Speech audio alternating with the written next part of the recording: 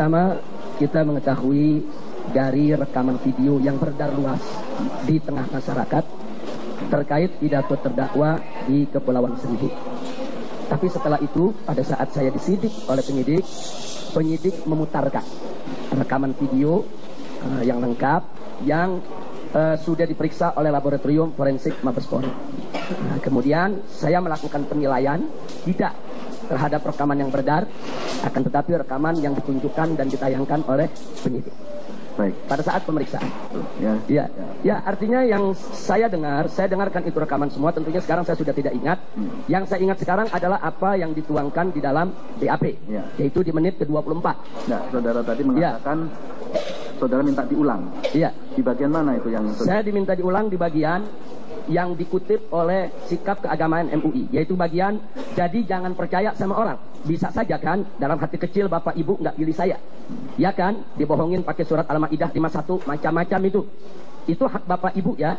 Jadi kalau Ibu perasaan nggak bisa pilih nih karena saya takut masuk neraka dibodohin gitu, nah itu yang kita minta untuk diulangi, untuk dicocokkan dengan apa yang tertuang dalam sikap keagamaan MUI. Nah, walaupun sebelumnya dan sesudahnya masih ada, yaitu kalimat-kalimat lain menyangkut programnya. Yang saudara baca tadi, yang ahli minta diulang itu, ini menurut keahlian saudara, ini menyinggung masalah apa di situ? Ya. Jadi dalam pernyataan tadi, Majelis Hakim yang mulia, dalam pernyataan ini saya sebagai ahli yang memang diminta untuk menilai pernyataan tersebut mendapatkan ada 6 ungkapan yang bermasalah. Yang pertama, kalimat jadi jangan percaya sama orang. Yang kedua, enggak pilih saya. Yang ketiga, dibohongi pakai surat Al-Maidah 51. Yang keempat, macam-macam itu. Yang kelima, karena saya takut masuk neraka.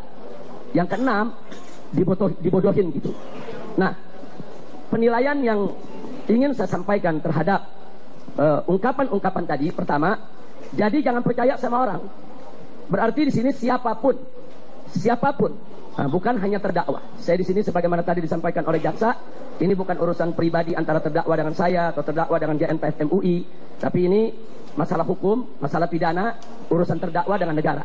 Yang ingin saya garis bawahi, ungkapan jadi jangan percaya sama orang yang disampaikan oleh terdakwa di hadapan masyarakat Kepulauan Seribu, maka saya ingin katakan siapapun yang mengatakan kalimat ini berarti telah mengajak masyarakat agar jangan percaya kepada siapapun juga yang menggunakan surat Al-Maidah ayat 51 untuk tidak memilih non-muslim sebagai pemimpin.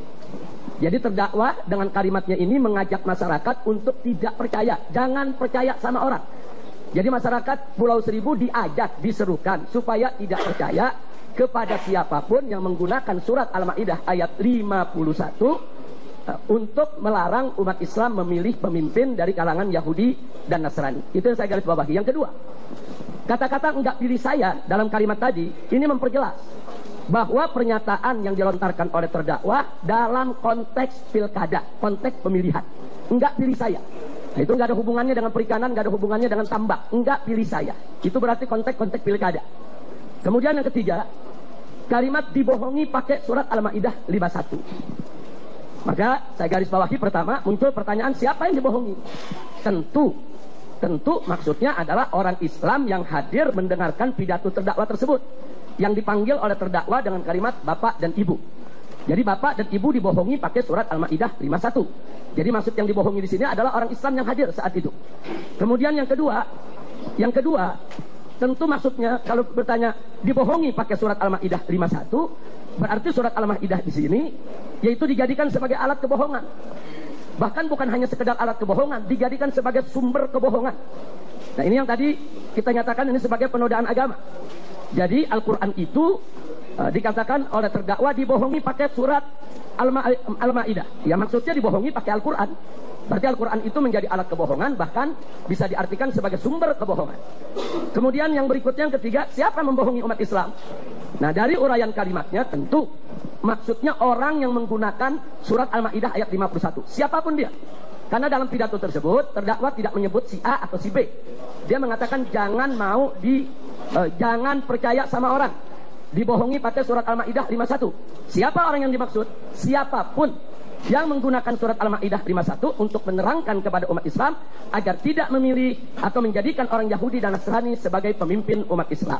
Nah, orang yang menggunakan ayat tersebut untuk menjelaskan hukum tentang dilarangnya umat Islam memilih atau menjadikan Yahudi dan Nasrani sebagai pemimpin, ini maknanya umum, mencakup siapa saja. Bahkan mencakup Rasulullah SAW yang pernah menyampaikan ayat tersebut kepada para sahabat. Ayat tersebut Nabi yang menyampaikan kepada para sahabat. Ayat tersebut turun dari Allah. Allah yang menerangkan kepada Nabi bahwa orang Islam tidak boleh mengangkat orang Yahudi dan Nasrani sebagai pemimpin mereka. Saat Allah menyampaikan kepada Nabi, Allah tidak berbohong. Nah, kemudian Nabi menyampaikan kepada para sahabat ayat tersebut. Nabi juga tidak berbohong. Dan sahabat menyampaikan kepada tabi'in. Sahabat juga tidak berbohong. Tabi'in menyampaikan kepada tabi'in juga tidak berbohong. Dan seterusnya sampai ulama di zaman ini. Jadi ulama-ulama di zaman ini, manakala mereka menyampaikan surat Al-Maidah ayat 51 tersebut, mereka tidak berbohong. Jadi kalau terdakwa mengatakan jangan percaya sama orang yang menggunakan surat Al-Maidah 51, maka kata jangan percaya sama orang di sini mencakup siapa saja manusianya menyampaikan surat Al-Maidah 51. Dari mulai nabi, sahabat, tabi'in, begitu juga para ulama. Pertama, kita mengetahui dari rekaman video yang beredar luas di tengah masyarakat terkait pidato terdakwa di Kepulauan Seribu. Tapi setelah itu, pada saat saya disidik oleh penyidik memutarkan rekaman video yang lengkap yang sudah diperiksa oleh laboratorium forensik Mabes Polri. Nah, kemudian saya melakukan penilaian tidak terhadap rekaman yang beredar, akan tetapi rekaman yang ditunjukkan dan ditayangkan oleh penyidik. Baik. Pada saat pemeriksaan. Ya, artinya yang saya dengarkan itu rekaman semua. Tentunya sekarang saya sudah tidak ingat. Yang saya ingat sekarang adalah apa yang dituangkan di dalam BAP, yaitu di menit ke-24. Nah, saudara tadi mengatakan saudara minta diulang. Iya. Di bagian mana itu yang saya diminta diulang? Di bagian yang dikutip oleh sikap keagamaan MUI, yaitu bagian jadi jangan percaya sama orang. Bisa saja kan dalam hati kecil Bapak Ibu nggak pilih saya, ya kan, dibohongin pakai surat Al-Maidah 51 macam-macam itu hak Bapak Ibu ya.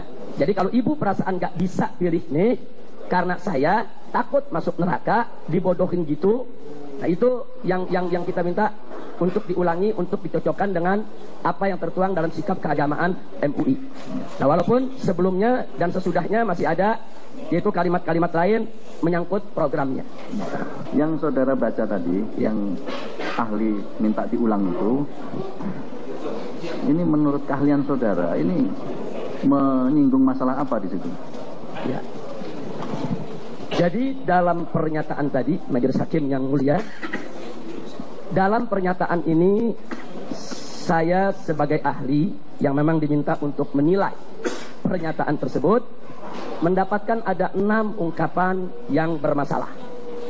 Yang pertama, kalimat jadi jangan percaya sama orang. Yang kedua, enggak pilih saya. Yang ketiga, dibohongi pakai surat Al-Maidah 51. Yang keempat, macam-macam itu. Yang kelima, karena saya takut masuk neraka. Yang keenam, dibodohin gitu.